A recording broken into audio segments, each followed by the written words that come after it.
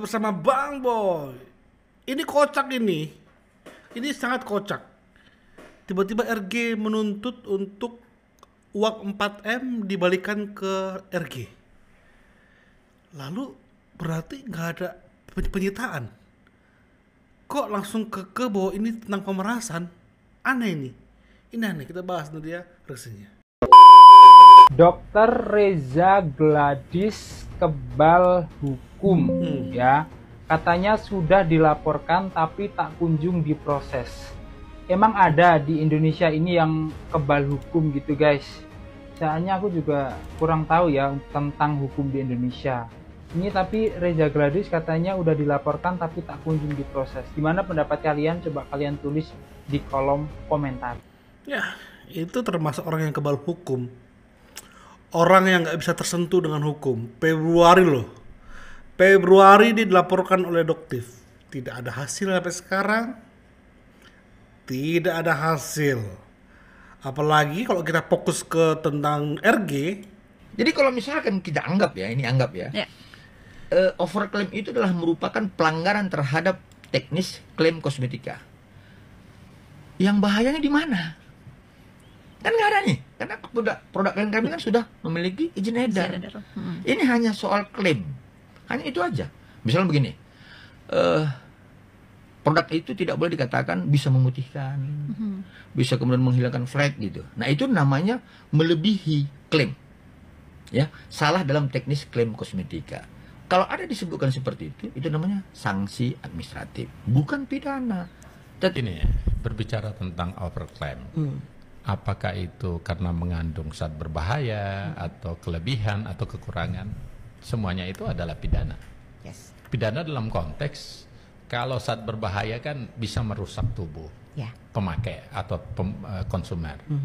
Kalau dia kelebihan Juga bisa berbahaya. bisa berbahaya karena mungkin kelebihan dosis.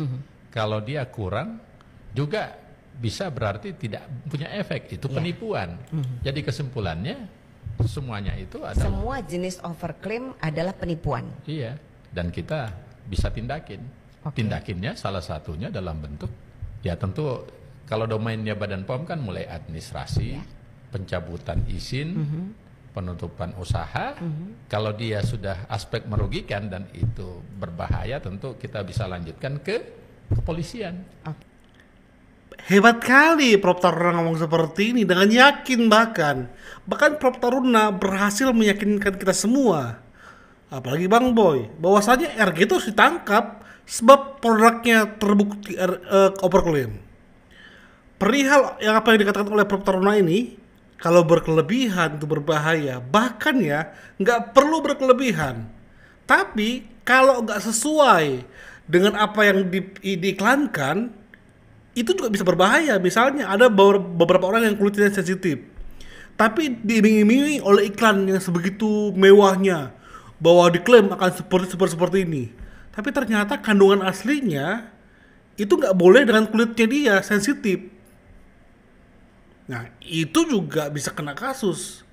Jadi jangan melulu tentang overclaim yang gimana-gimana, enggak, yang ringan-ringan saja. Makanya beda kulit beda kosmetik ya, beda kulit beda skincare. Ini nggak dipahami oleh pengacara abal-abal itu ya, apalagi kalau teman-teman menyaksikan. Dana jelas terbukti dinyatakan bersalah melakukan pemerasan. Jadi yang kami gugat itu adalah dana yang kami diperas ini sekaligus kerugian kami.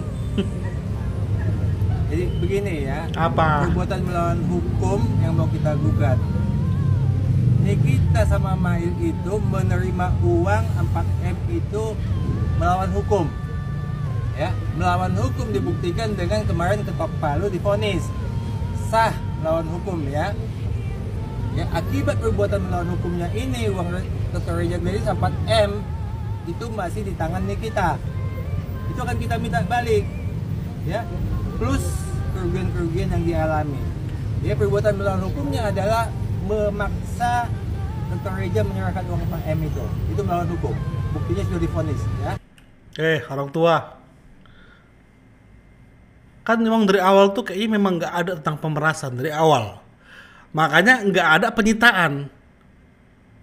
Setuju gak kalian? Ini awalnya ini sepertinya di kepolisian tidak ada mengenai tentang pemerasan.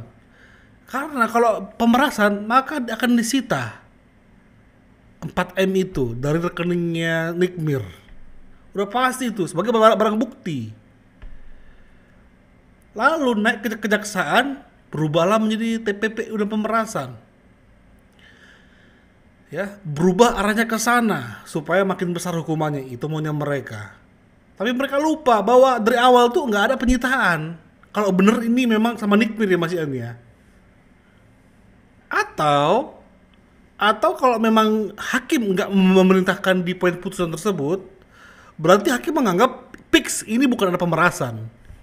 Nikmir hanya melanggar tentang undang-undang ITE ya, yang mempublish, mentransmisikan dan sebagainya.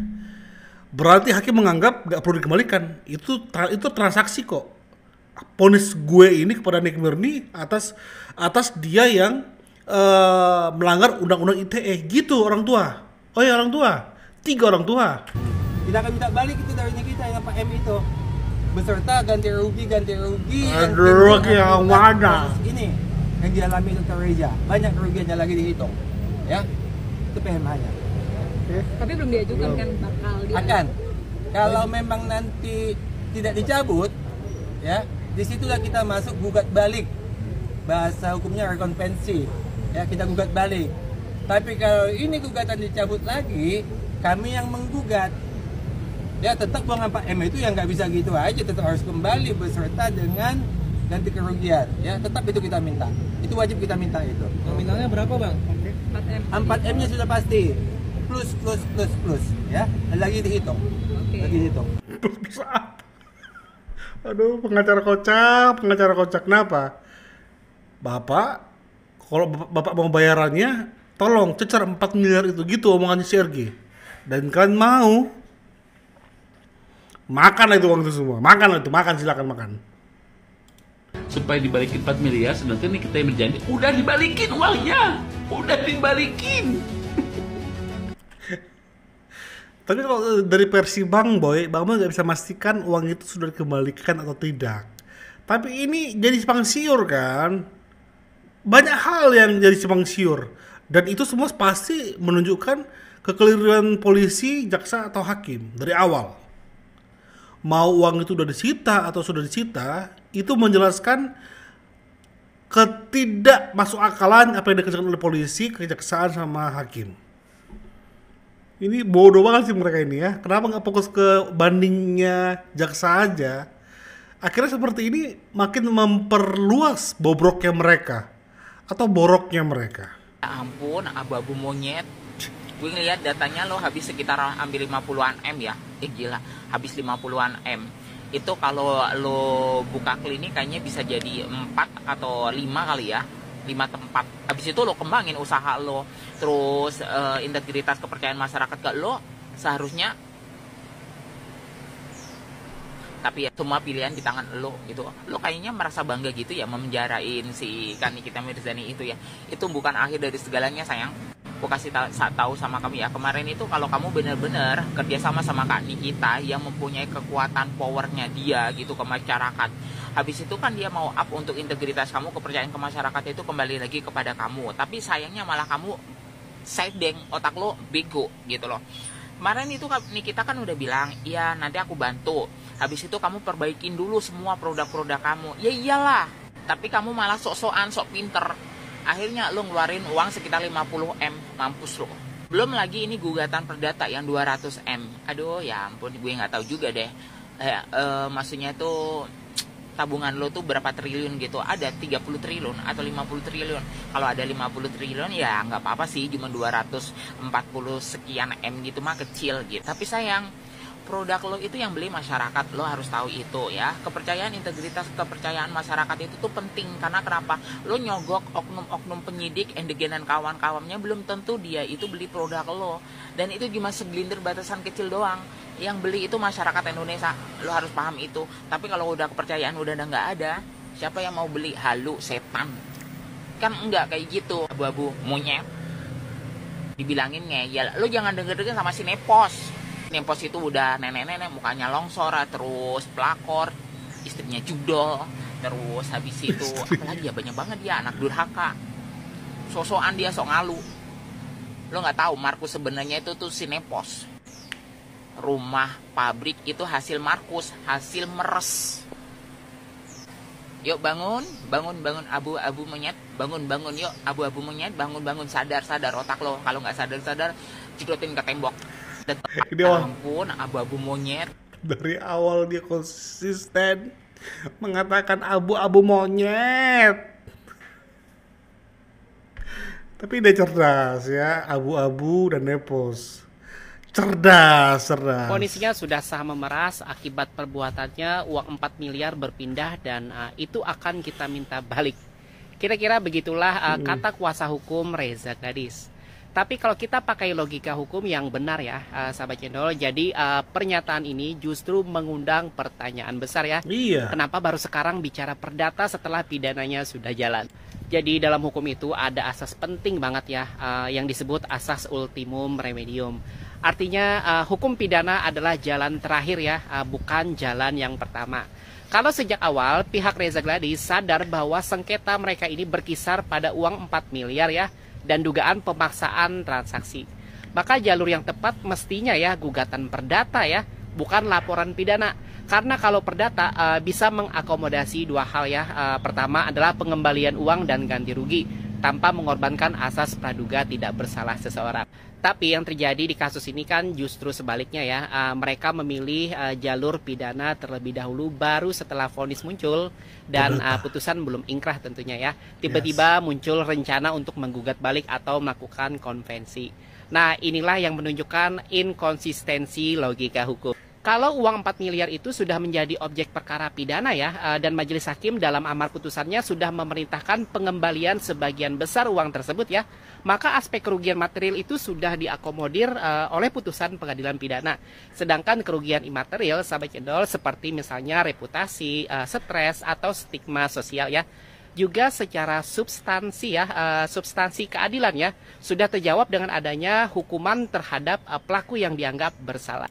Jadi kalau setelah itu masih aja ingin menggugat lagi dengan alasan kerugian yang sama ya, maka itu berpotensi beririsan dengan asas nebis in idem secara material, yakni perkara yang sama tidak boleh diadili dua kali meskipun dalam bentuk yang berbeda. Jadi sahabat cendol, kalau ditanya logis atau tidak, gugatan semacam ini menurut hemat netizen cendol ya, lebih terlihat seperti pelampiasan emosional ya, bukan pencarian keadilan hukum. Karena hukum tidak boleh dijadikan alat untuk memuaskan dendam ya, apalagi ketika sudah ada jalur hukum yang ditempuh dan masih berjalan melalui banding. Cakep mas netizen cendol. Ya, ini penjelasan yang keren. Makanya dari perspektif abang ini selalu abang gue ambil, karena itu penting banget untuk di-share ya. Kayak ada kekeliruan sebenarnya. Ya itu di awal tuh kayak makan sebuah malakama, mau ini salah, mau itu salah, karena memang ini persidangan yang aneh. Dari tahap penyidikan, dari kejaksaan sampai putusan hakim. Kayak nggak ada kesinambungan garis lurus yang menghubungkan antara temuan polisi sama ponis hakim. Nggak ada. Dan yang lebih parah adalah ketika kekeliruan itu sampai saat ini belum berbuahkan keadilan. Sungguh sangat ironis. Abis ini Bang akan bahas juga, karena ini tentang skincare, kita bahas SS yang sebentar lagi juga akan dipenjara. Thank you. Bye-bye.